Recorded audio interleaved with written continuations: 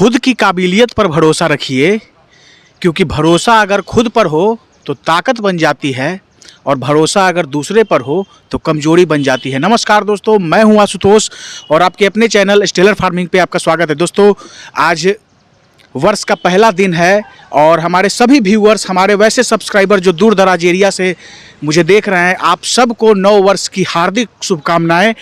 आने वाला वर्ष आप सब के लिए मंगलमय साबित हो, यही ऊपर वाले से मेरी प्रार्थना है। दोस्तों, आज की वीडियो उत्तराखंड से है और मैं पहुंच गया हूं नैनीताल के बगल में पंतनगर विश्वविद्यालय। इस विश्वविद्यालय के बारे में दोस्तों मैं एक चीज़ बता दूं कि 17 नवंबर 1960 ईस्वी को इसकी स्थापना हुई थी और एग्रीकल्चर सेक्टर का यानी कृषि का ये पहला विश्वविद्यालय था जहां कृषि की पढ़ाई होती है। आज की वीडियो दोस्तों काफ़ी इन्फॉर्मेटिव होने वाली है। हम आज बात करेंगे यहाँ के जो एक्सपर्ट हैं डॉक्टर साहब रोहितासव सिंह जी, उनसे आज बात करेंगे और इंटीग्रेटेड फार्मिंग सिस्टम क्या है, समेकित कृषि प्रणाली क्या है, उनसे विस्तार से जानेंगे। डॉक्टर साहब के पास एक लंबा अनुभव है, वो अच्छे तरीके से बताएंगे। हम जानने की कोशिश करेंगे कि इंटीग्रेटेड फार्मिंग सिस्टम में कितना ज़मीन रिक्वायर्ड है, कितने ज़मीन की ज़रूरत है, जिससे एक अच्छा मुनाफा हमारे किसान भाई, वैसे किसान भाई जो दूर दराज के एरिया में हैं और जो पुराने कृषि को आज अपनाए हुए हैं और आज अच्छी उनकी आय नहीं है,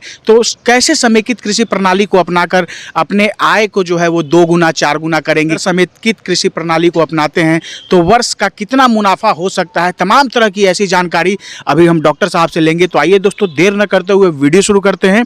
वीडियो शुरू करने से पहले एक रिक्वेस्ट है कि अगर वीडियो पसंद आए तो एक लाइक जरूर करिएगा, चैनल पर नहीं तो सब्सक्राइब कीजिएगा। सर, हमारे चैनल पे आपका स्वागत है। धन्यवाद जी। सर, अपना नाम और पूरा परिचय सर हमारे दर्शकों को दे दीजिए। मेरा नाम डॉक्टर रोहितास सिंह है। मैं यहाँ पर जो है program coordinator integrated farming system Govind Vallabh Pant कृषि एवं प्रौद्योगिकी विश्वविद्यालय पंतनगर में कार्यरत हूँ। सर, ये जीबी पंत यूनिवर्सिटी के बारे में कहा जाता है कि देश का पहला एग्रीकल्चर यूनिवर्सिटी ये है। सन 1960 में इसकी स्थापना हुई थी। सर, आइए, हम बहुत सारे वीडियो उत्तर प्रदेश और बिहार में बनाए हैं फार्मिंग से संबंधित और इंटीग्रेटेड फार्मिंग सिस्टम यानी समेकित कृषि प्रणाली पे हम काफ़ी वीडियो बनाए हैं। तो आप सर एक ऑथोराइज्ड पर्सन है, तो हम हमारे दर्शकों को बताइए कि समेकित कृषि प्रणाली क्या है, थोड़ा चीज़ों को एक्सप्लोर करके बताइए। समेकित कृषि प्रणाली कृषि की वो प्रणाली है जिसमें कि खेती की जो है फसल उत्पादन के साथ में जो है 3-4 घटक, जैसे कि आपके पशुपालन है, मछली पालन है, आपका जो है क्या नाम फलोत्पादन है और क्या नाम मधुमक्खी पालन है, इनको मिलाकर जो है हम खेती करते हैं ताकि जो है किसान को वर्ष भर जो है उसके परिवार को कार्य मिलता रहे। और जो है क्या नाम उसकी उपज जो है सपोज 1 रुपया है तो उससे 2, 2.5 या 3 गुना उससे हो सके जी। और अगर समेकित कृषि प्रणाली को किसान अपनाते हैं तो जैसा प्रधानमंत्री जी का सपना है कि 2022 तक किसानों की आमदनी है वो दुगनी हो जाए। हाँ, समेकित कृषि प्रणाली को यदि किसान भाई अपनाते हैं तो जो है यदि वो लगन से समेकित कृषि प्रणाली को अपनाते हैं तो 2 ही गुना नहीं 3 गुना तक भी उनकी इनकम हो सकती है। हाँ। अब सर, जैसे आज देखा जाए गाँवों में भी सर तो काफ़ी ज़मीन जो है काफ़ी सिकुड़ गई है, इतने पॉपुलेशन हो गए, भाइयों में बंटवारे हो गए हैं, तो ज़्यादा ज़मीन नहीं है। तो समेकित कृषि प्रणाली को करने के लिए कितनी ज़मीन की आवश्यकता है सर? समेकित कृषि प्रणाली को जो है उसको अलग अलग उसके हिसाब से बांटा गया है।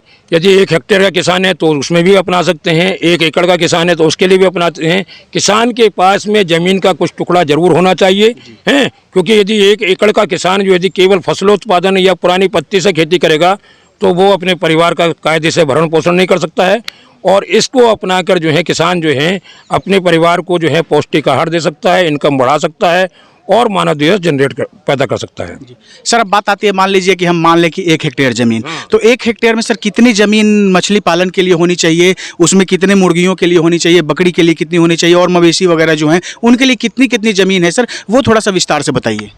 इसमें मैं सबसे पहले ये कहना चाहता हूँ कि यदि 1 हेक्टेयर का किसान है तो उसमें जो है आपका प्रमुख घटक जो है फसलोत्पादन है। उसके साथ में उस क्षेत्र विशेष के हिसाब से कुछ क्षेत्रों में जो है पशुपालन डेयरी पालन जो है उसके साथ में अच्छा है, कुछ में जो है डेयरी पालन अच्छा नहीं है। जहाँ तक आपने मछली पालन की बात की है, मछली पालन केवल किसानों को उन्हीं क्षेत्रों में करना चाहिए जहाँ पानी सस्ता हो या जो है वर्षा का पानी इकट्ठा होता हो, हर जगह नहीं करना चाहिए। जहाँ तक कि जो है 1 हेक्टेयर के किसान की बात है उसमें जो है लगभग जो है 65 से 70% एरिया है, 65 से 70% एरिया उसका फसलोत्पादन में होना चाहिए। उसके अलावा जो है उसी 65 से 70% फसलोत्पादन वाले एरिया में से 15 से 16% जो है उसका चारे के लिए होना चाहिए। बाकी जो है आप जो है 1000 यानी 10% एरिया उसका जो है क्या ना मछली पालन के लिए कर सकते हैं। जहाँ तक पशुपालन के लिए है, क्योंकि 1 हेक्टेयर का किसान जो है 1 हेक्टेयर जो है ज़मीन केवल 2 से 3 जानवरों के लिए पशुओं को सपोर्ट कर सकती है और उनके जो बच्चे होते हैं उनको सपोर्ट कर सकती है। तो उसके लिए 200 से 250 स्क्वायर मीटर एरिया पर्याप्त है। वर्मी कंपोस्ट, बायोगैस और एसी यूनिट के लिए 100 स्क्वायर मीटर एरिया जो है पर्याप्त है। मुर्गी पालन जो है आपका, क्योंकि हमको इंटीग्रेटेड मोड में करना है, कोई सेपरेट मुर्गी पालन नहीं करना है, तो वो जो है 20 से 30 स्क्वायर मीटर एरिया में हम कर सकते हैं। जी सर, अब बात आती है कि जैसे बहुत सारे हमारे जो सब्सक्राइबर हैं देश के अलग अलग कोने से हैं, तो सर बात आती है कि जैसे अगर कोई आज बकरी पालन का काफ़ी प्रचलन है सर, तो अगर मान लीजिए कोई हमारे उत्तर प्रदेश से भाई हैं, कोई बिहार से हैं, तो बकरियों की अलग अलग नस्ल होती हैं सर। तो मान लीजिए कि जो अलग अलग जो राज्यों से देख रहे हैं आपको, जो हमारे व्यूअर्स, तो सर कौन कौन मान लीजिए अगर कुछ बकरी रखते हैं तो कौन से प्रजाति की बकरी रखी उसके बारे में बताइए। मैं जहाँ तक बकरी पालन के बारे में है, बकरी पालन के बारे में तो एक तो मैं ये कहना चाहूँगा कि जहाँ पर ह्यूमिड जो है क्या नाम जो ह्यूमिड जो है यानी नम जलवायु हो, वहाँ बकरी पालन उचित नहीं है। सबसे पहले तो मैं ये कहना चाहूँगा, क्योंकि नम जलवायु जो है बकरी पालन के लिए उचित नहीं मानी जाएगी। थोड़ा सा उसके लिए ऊंचा स्थान होना चाहिए। जहाँ तक कि बकरियों की प्रजातियों का संबंध है कि कौन सा जो है हमको रखना है, ये आपके क्षेत्र के हिसाब से, क्योंकि हर जगह की जो है जमुनापारी बकरी है, हर जगह नहीं चलती है। जो क्षेत्र विशेष की जो है कहीं पर जो है, जैसे हमारे यहाँ पंतजा जो है बकरी की वो आई है, हिली एरिया के लिए पंतजा जो है बकरी की प्रजाति अच्छी है, कुछ जो है क्षेत्र के लिए जमुनापारी है। यानी क्षेत्र के हिसाब से, क्योंकि जो क्लाइमेट में पहले से ही एक्वेंटेड है उसी प्रजाति को अपने रखना, क्योंकि वो जो प्रजाति है हर प्रजाति हर क्षेत्र में सफल नहीं हो सकती। जैसे हमारे क्षेत्र में हम मुर्रा लाते हैं, जो नस्ल मुर्रा की भैंस की नस्ल है, मैंने एक उदाहरण के तौर पर बताया कि मुर्रा नस्ल जो है हरियाणा, पंजाब और क्या नाम राजस्थान और पश्चिम उत्तर प्रदेश में जो है अच्छा जो है परफॉर्म करती हैं। जैसे ही हम उसको लेके ईस्टर्न यूपी की तरफ या सेंट्रल यूपी की तरफ बढ़ते हैं तो वो जो है परफॉर्मेंस उसकी नहीं। यानी आप वैरायटी का चुनाव उस प्रकार की करें जो कि आपकी क्षेत्र विशेष में अच्छा परफॉर्म करती है। जी सर, अब किसान बहुत सीधे साधे होते हैं सर, तो उनके सहूलियत के हिसाब से एक सवाल कर लेते हैं कि लगभग अगर 1 हेक्टेयर में समेकित कृषि प्रणाली के तहत अगर वो काम करते हैं तो लगभग सर वर्ष का कितना मुनाफा उनको हो सकता है? जहाँ तक आप जो है शुद्ध मुनाफे की बात करते हैं, यदि आप अपने तरह से खेती कर रहे हैं तो उसका मुनाफा जो है क्या नाम क्षेत्र के ऊपर निर्भर करता है कि कितना हो रहा है। यदि आप समेकित कृषि प्रणाली के हिसाब से किसी जो है वैज्ञानिक की देखरेख में कर रहे हैं तो आप जो है 2.5 से 3 लाख रुपए तक जो है प्रॉफिट ले सकते हैं, वर्ष का ले सकते हैं, वर्ष में ले सकते हैं। और अगर वही ऑर्थोडॉक्स टाइप यानी पुराने जो कृषि को अपनाते हैं तो उसमें कोई फायदा उतना नहीं होगा। 5 लाख तक ना, 1 लाख से ज़्यादा नहीं हो पाएगा उसमें जो है। बहुत बहुत धन्यवाद सर समय देने के लिए और जानकारी देने के लिए। धन्यवाद जी। दोस्तों ये थे डॉक्टर रोहतास सिंह जी, सर यहीं पे पदस्थापित हैं जीबी पंत यूनिवर्सिटी में। काफ़ी अच्छे से चीज़ों को एक्सप्लोर करके आप सबको इंटीग्रेटेड फार्मिंग सिस्टम के बारे में बताया। फिर भी हो सकता है दोस्तों हमारे से कोई प्रश्न पूछने से रह गए या आपके अंदर कोई डाउट है तो कमेंट कीजिए, उसका जवाब मैं दूंगा। दोस्तों आशा है ये वीडियो आप सबको काफ़ी पसंद आई होगी। अगर पसंद आए तो एक लाइक जरूर करिएगा, चैनल पर नहीं तो सब्सक्राइब कीजिएगा। Thank you for watching.